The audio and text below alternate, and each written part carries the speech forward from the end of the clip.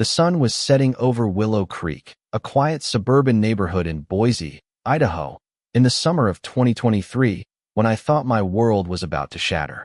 My name's Ethan Carter, a 42-year-old structural engineer who'd spent years building bridges and dreaming of a peaceful life with my wife, Sarah. We'd just moved into our new home, a cozy two-story with a sprawling backyard after years of cramped city living in Portland. But that evening, as I stood frozen on our front porch, watching two men in fake security uniforms point guns at Sarah's face, I thought I was about to lose her. My heart pounded, my hands shook, and I could barely breathe as they screamed threats, their weapons glinting under the porch light. Sarah, my soft-spoken wife who loved gardening and morning jogs, looked so small, so vulnerable. I braced for the worst moment of my life. Then, in a heartbeat, everything changed. The woman standing there, the one I thought I knew, wasn't just Sarah. She was someone else entirely, someone with a hidden past and a set of skills I'd never imagined. What happened next turned our quiet neighborhood upside down and made me question everything I thought I knew about the woman I loved. It all started innocently enough. When we moved to Willow Creek, we wanted a fresh start. Sarah needed a tall privacy fence for her home office, where she ran her fitness business. I didn't think much of it. Always said her work was just helping people stay healthy, and I figured it was standard personal trainer stuff. Looking back, that was my first mistake. I should have noticed the way she deflected questions about her clients, always saying they were private or boring. But I was too busy settling into our new life to dig deeper. Our troubles began with Derek Hansen, the kind of neighbor who takes community standards way too seriously. Picture this guy at 6 a.m., decked out in a tactical vest, snapping photos of our fence like he was auditioning for a crime show. I watched him from our kitchen window, coffee in hand, wondering what his deal was. Sarah came up behind me, glanced out, and I swear her whole demeanor shifted. Her shoulders squared, her eyes scanned the yard like she was checking for threats. At the time, I thought she was just being cautious, but now I know she was sizing Derek up like a predator assessing prey. When he marched to our door, clipboard in hand, declaring our fence a violation of neighborhood codes, Sarah played the part of the sweet, confused housewife perfectly. "Oh, I'm so sorry, officer," she said, her voice dripping with innocence I'd never heard before. But I caught her glancing at the exits, checking Derek's hands for weapons. It was subtle, but it gave me chills. Then came Victor Grayson, a retired lawyer with a warm smile and a knack for showing up at just the right moment. "I can mediate this little dispute," he said, all grandfatherly charm. But something about his calculated friendliness set off alarm bells.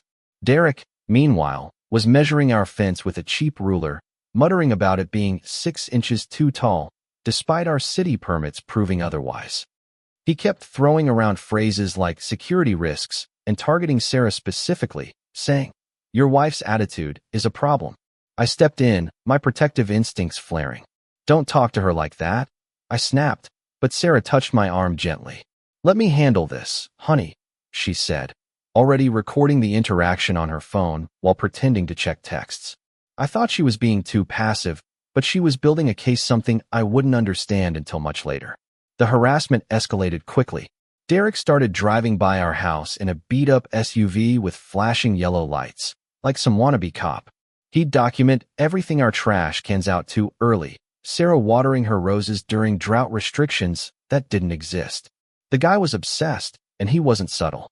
Our neighbor, Mrs. Ellis, caught him practicing his authoritative voice in his bathroom mirror, and her teenage son posted the video online. It went viral locally, turning Derek into a laughingstock. But Sarah wasn't laughing. She watched the video with a quiet, satisfied smile, like she knew something the rest of us didn't. When I asked her about it, she just said, "Sometimes people expose themselves if you give them enough rope." The anonymous notes started showing up soon after.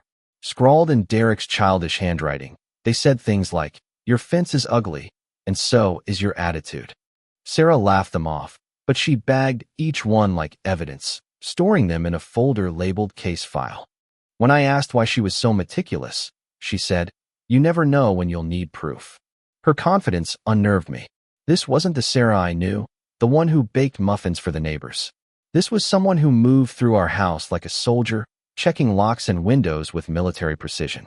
When I pressed her, she brushed it off. Old habits from living alone, she said. But I wasn't buying it. The neighborhood meeting Derek organized was a circus. He stood there with a megaphone that cut out mid-sentence, ranting about suspicious residents who think rules don't apply. He pointed at Sarah, calling her that woman, and I lost it. Her name's Sarah, and she pays the same fees as you. I shouted. Sarah calmed me down, but I saw the steel in her eyes. She was scanning the crowd, noting who sided with Derek and who didn't, like she was gathering intel. Victor was there, too, whispering to Derek about breaking her down to force us to sell our house cheap. I overheard it, and my blood ran cold. Why would they want us gone? Things took a darker turn when Derek brought in his cousin, Nate Rivera, a washed-up security guard from Nevada. They showed up at our door in fake uniforms, badges misspelled as Pulse. Nate's hat kept slipping over his eyes, and when he tried to look tough, his badge fell off. I almost laughed, but Sarah's reaction stopped me. For a split second, her body shifted into a defensive stance, like she was ready to take them both down. She caught herself and went back to playing the confused housewife, but I saw it. "We're here about your suspicious activities," Derek said, accusing Sarah of photographing their patrols. It was a lie, but Sarah played along, her voice sweet, but her eyes cataloging every detail. When they demanded to search our house, she shut them down. "You'll need a warrant for that," she said, her tone so precise it startled them. Later, when I asked how she knew so much about legal rights, she just said, "Some clients taught me to be careful." But what kind of clients teach you to handle armed confrontations? I started digging on my own and found Nate's badge number was from a TV prop. These guys weren't just bullies, they were running a scam. When I showed Sarah, she wasn't surprised. "I figured," she said, like she'd already run her own investigation. "How'd you know?" I asked, and she smiled. "Some of my clients have security clearances. You pick things up." Security clearances? Since when did fitness trainers work with people like that? The harassment got uglier. Derek and Nate followed Sarah to the store, parked outside our house, and made veiled threats about consequences. Sarah documented everything, her movements so methodical I started to suspect she wasn't just a trainer. One night, I overheard her on the phone, speaking in hushed tones about escalation patterns and needing backup. When I asked who she was talking to, she said it was just her friend Lisa from yoga. But the word mission slipped out, and I froze. What kind of trainer talks about missions? The turning point came when Derek's wife, Emily, showed up with wine and fake tears, claiming she was scared of him. Her bruises looked like drugstore makeup, and Sarah caught her snapping photos of the home office through a mirror. It was a setup, and Sarah played it like a pro, feeding Emily lies about doing tax work on the side. Sure enough, Derek showed up hours later with fake IRS papers, proving Emily was feeding him intel. Sarah smirked. "Hook, line, and sinker," she said, like she'd done this before. When I asked how she knew to set traps like that, she just said, "Some clients teach you how to handle liars." The real shock came when I learned Sarah's friend, Lisa, was actually Agent Claire Dawson, FBI. Sarah had been feeding her intel about Derek and Victor's operation, which wasn't just neighborhood bullying, it was a multi-state scam targeting military families. They'd stolen millions by forging legal documents and seizing properties while soldiers were deployed. Sarah's evidence photos, recordings, even fingerprints tied it all together. She wasn't just gathering proof, she was building a federal case. When I asked how she learned forensic techniques, she said, "Lisa showed me some tricks." But the way she dusted that threatening note for prints wasn't amateur. It was expert level. The final showdown happened at an emergency neighborhood meeting in the community center. Derek and Nate, decked out in their fake uniforms, waved real guns, accusing Sarah of obstructing security. Victor dropped his friendly act, declaring, "This ends tonight." The crowd was tense, some scared into supporting them, others skeptical. I was terrified, watching them point weapons at Sarah. "Please don't hurt her," I shouted, stepping forward. But I knew I couldn't stop two armed men. Then Sarah moved. In 3 seconds, she disarmed them both, pinning them to the ground with moves straight out of a combat manual. The crowd went silent, then erupted in cheers as Derek sobbed and Nate groaned. Sarah looked at me, her eyes steady. "I'm Sarah Carter," she said. "I train Green Berets for a living. And you just threatened a federal employee." Claire's FBI team swooped in, arresting Derek, Nate, Victor and Emily on federal charges. The crowd was stunned. Phones out. Filming his Green Beret wife went viral. Victor's motive came out during his arrest. A vendetta against military families after a lawsuit ruined his contracting business in 2019.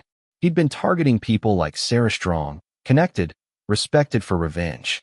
The FBI uncovered $3.2 million in fraud across 4 states, with a corrupt VA insider feeding them deployment data.